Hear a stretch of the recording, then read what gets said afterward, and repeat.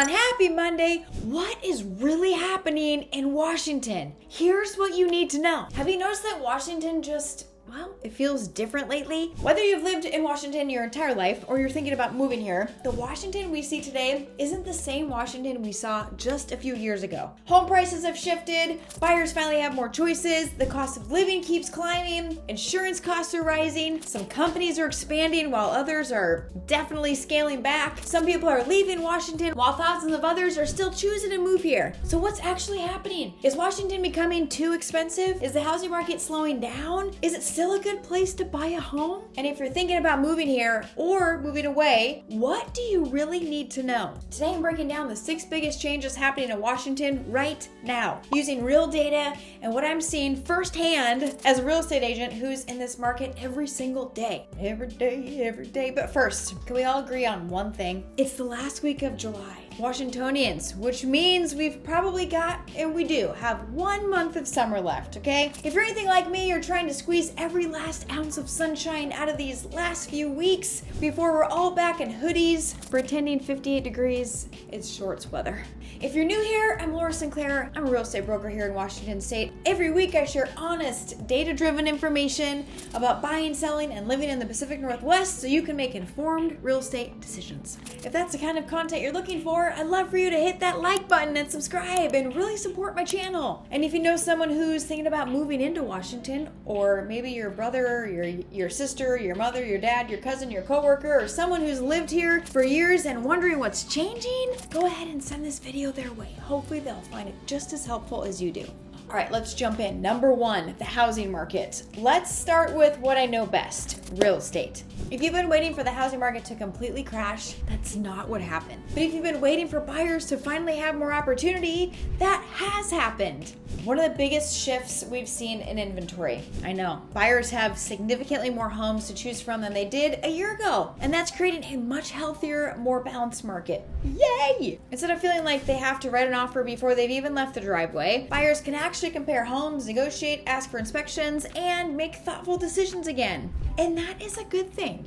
Buying a home is one of the biggest financial decisions most people will ever make. You shouldn't have to decide in 15 minutes because there are 12 offers coming in right behind you. Now, before every seller watching this starts to panic, homes are still selling. The difference is today's buyers are much more selective. If you've been following along my channel, I know I'm pretty much saying this in every single video, but they're comparing your home to every home online. They're paying attention to price, condition, monthly payment, and overall value. The homes that are priced correctly and marketed well are still selling. The homes that are overpriced, they're sitting. I tell my sellers all the time, I'd rather be ahead of the market than spend the next 3 months chasing it with price reductions. The strategy that worked during the frenzy a few years ago simply isn't It's not the strategy that's working today.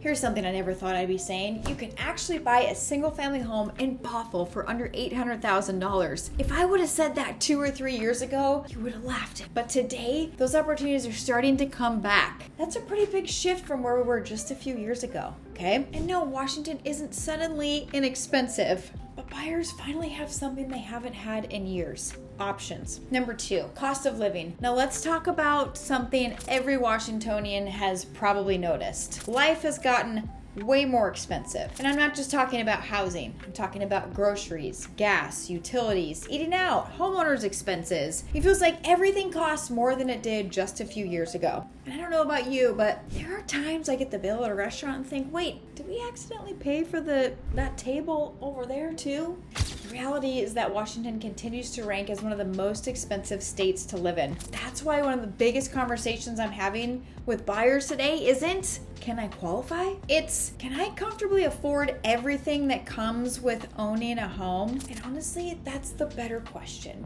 Owning a home isn't just your mortgage. It's insurance, property taxes, utilities, maintenance, repairs. All of those costs need to be part of the conversation before you buy, not after. One thing I always tell my clients is that I don't want them to simply qualify for a home, okay? I want them to enjoy living in it.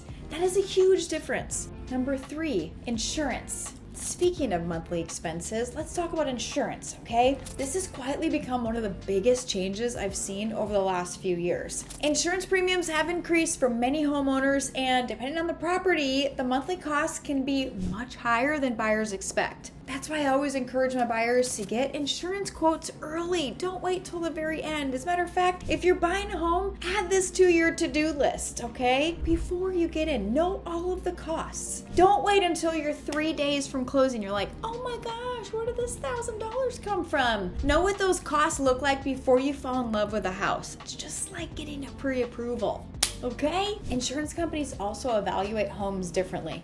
The age of the roof, the location, the construction, previous claims. All of those things can affect your premium. Shopping around can save you a surprising amount of money. I also encourage homeowners to review their policies every year or two. I've had several clients tell me they were shocked when their renewal came in because they hadn't compared coverage in years. A little planning today can prevent a big surprise tomorrow. Number 4, businesses and jobs, okay? Another topic I hear people talk about all the time is businesses and jobs. If you've been watching the news lately, you've probably seen stories about companies downsizing, moving operations, or expanding into other states. While those headlines can sound alarming, the reality is a little more nuanced. Washington is still home to some of the biggest employers in the world, and we continue to attract companies in technology, healthcare, aerospace, manufacturing, and clean energy. At the same time, higher operating costs and rising costs of doing business have caused some companies to rethink where and how they grow. Why does that matter? Because jobs drive housing. When companies hire, people move here. When hiring slows down, the housing market feels it too. That's why I pay attention to more than just home prices. Real estate doesn't exist in a bubble. It'd be nice, but it's directly connected to what's happening in our economy. The good news is, Washington continues to have one of the strongest and most diverse economies in the country. Is it changing? Absolutely, but it's far from disappearing. Number 5, population changes. Speaking of people moving here, one of the biggest headlines you'll hear is that people are leaving Washington. And yes, some are, but that's only half the story. People are also continuing to move here every single day. According to recent census estimates, Washington, you gotta try saying that 10 times fast, Washington's population continues to grow, not just at a rapid pace we experienced during the pandemic years. Today, people are moving for different reasons. I'm helping families relocate here for new jobs, to be closer to family, or because they simply love everything the Pacific Northwest has to offer. At the same time, I'm helping longtime Washington residents move to places where they can stretch their retirement dollars a little further or enjoy a lower cost of living. And neither decision is wrong. It's just life. One thing I've learned after helping hundreds of families buy and sell homes is that everyone's priorities are different. Some people dream about waking up 10 minutes from a hiking trail. Others dream about paying less for groceries. Some want to be closer to grandkids. Others want more land and a slower pace of life. There's no right answer. There's no wrong answer. It's simply about finding the place that fits your goals. Number 6. We made it. You're like, she's never gonna get there. Number 6, is Washington still worth it? So after everything we've talked about, is Washington still worth it? For me, absolutely. Now, is it perfect? No place is. But every time I drive through the Cascades, hop on a ferry, spend a summer evening on Lake Washington, or watch the sunset over the Olympics, I'm reminded why so many people still call this place home. We have incredible outdoor recreation, beautiful communities, amazing career opportunities, professional sports, wineries, yes please, some of the best hiking in the country, and summers that make surviving 9 months, of gray skies almost worth it. You gotta ski or snowboard to make it feel a little bit better. I was just saying, we went down to Ocean Shores because I had a listing there, and I was just saying how amazing is our state that we can go to Chelan. We get like different seasons and different types of weather. You get the beach, you get the ocean. I mean, there's so much to do here. Has Washington become more expensive? Yes. Does it rain in Washington? Has the housing market changed? Absolutely. Has life here evolved over the last several years? Without question. But change doesn't automatically mean bad. It just means different.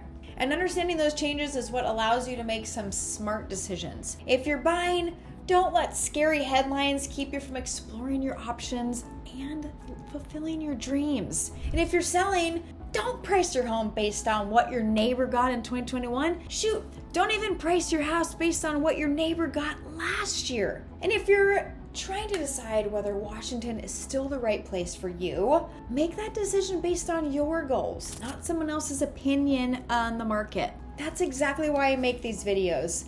Not to convince you to move here, not to convince you to leave, but to give you honest information from someone who's in this market every single day, helping real people make real estate decisions. There's no fluff, there's no bluff, it's just what you need when you need it. If you found this video helpful, I'd really appreciate it if you'd hit that like and subscribe, okay? If you haven't already, it really helps support my channel and lets me know that you enjoy this type of content. And now, I would love to hear from you. What's the biggest change you've noticed in Washington over the last few years? Drop it in the comments below. I read every single one of them and I genuinely enjoy hearing everyone's perspective. Thank you so much for watching. If you're thinking about buying, selling, or making a move here to Washington, I would love the opportunity to help, okay? Until next time, I hope you have the very best Monday, an even better week, and we'll see you soon. Peace. That would suck if I wasn't recording that entire time. See you later.